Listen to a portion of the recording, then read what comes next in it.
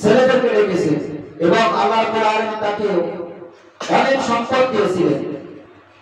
তখন সে তার সন্তানকে ডেকে বলতেছে যে হে আমার সন্তানেরা, আমি তোমাদের কাছে কি রকমের পিতা ছিলাম। তখন তার সন্তানরা তাকে বলতেছে যে আপনি আমাদের ভালো বাবা ছিলেন, উত্তম বাবা ছিলেন। তখন সে বলল যে আমি তো কোনো ভালো কাজ দুনিয়াতে করে আসতে করি নাই, তাও তোমরা আমাকে বলতেছো যে আমি তোমাদের কাছে উত্তম বাবা ছিলাম, ভালো বাবা ছিলাম। তখন বলতেছে যে তোমরা আমাকে যেহেতু বলেছো আমি তোমাদের উত্তম বাবা, তবে তোমাদের কাছে আমার একটা ওসিয়ত, আমি যখন মৃত্যুবরণ করবো, মৃত্যুবরণ করার সঙ্গে সঙ্গে তোমরা আমাকে দাফন কাফনের ব্যবস্থা করবা না। তখন সন্তানরা বলতেছে যে আপনি আমাদের একমাত্র বাবা, কেন আপনাকে দাফন কাফনের ব্যবস্থা করবো না।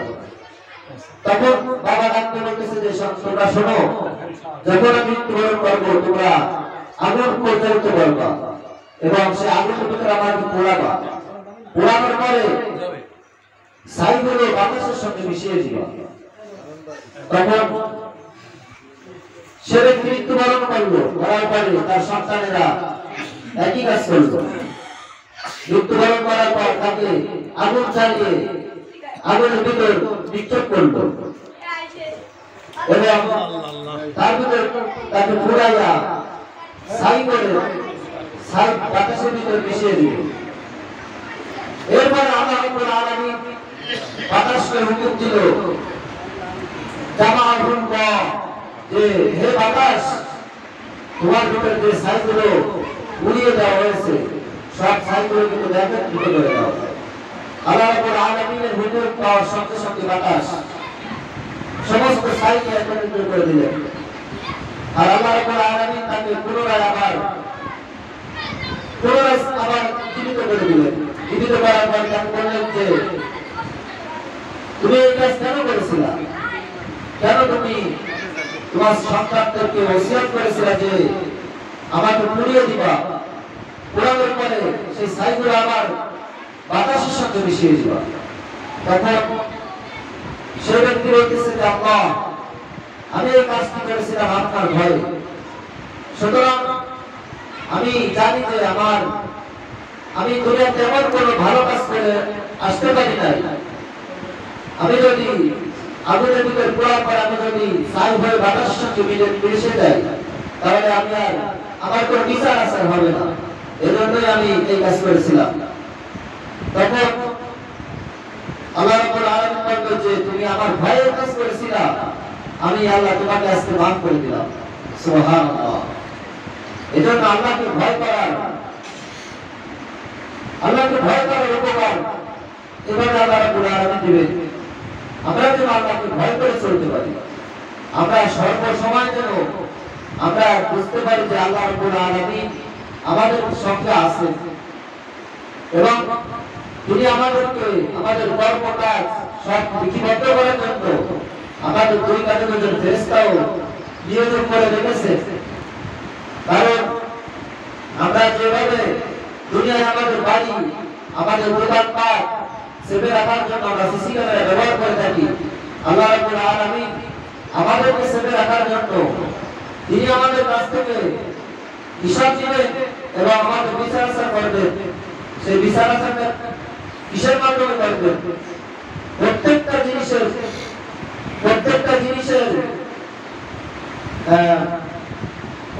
জিনিস প্রমাণ সহকারে আল্লাহ রাব্বুল আলামিন হিসাব দিবেন এবং সেই অনুযায়ী বিচার করবেন। এজন্যই আল্লাহ রাব্বুল আলামিন আমাদের দুই কাঁধে দুজন ফেরেশতা রেখেছে, তারা সর্বসময় আমাদের কোনটা ভালো কাজ করি সেটাও লিপিবদ্ধ করে এবং আমরা কোনটা খারাপ কাজ করি সেটাও লিপিবদ্ধ করে রাখে এবং আমাদের জবাব কোনটা উচ্চারণ করি এই ভয়েস এটা রাখার জন্য একজন ফেরেশতা রেখেছে, দিয়ে ভয়েসটা রেকর্ড করে রাখে। এজন্য আমাদের জবাব করে যেন আমরা অশ্লীল কথাগুলো উচ্চারণ না করি, অশ্লীল কথাগুলো ব্যবহার না করি। সুতরাং আমাদের জবাব করে আমরা ভালো ভালো কাজ, ভালো ভালো কথাগুলো যদি বলি যে আমার কথার দ্বারা অন্য মানুষ উপকারিত হবে, আমার কথার দ্বারা কোনো মানুষ কষ্ট পাবে না। রাসূলুল্লাহ সাল্লাল্লাহু আলাইহি ওয়াসাল্লাম বলেন, আল মুসলিমু মান সালিমা আল মুসলিমুনা মিন লিসানিহি ওয়া ইয়াদিহি।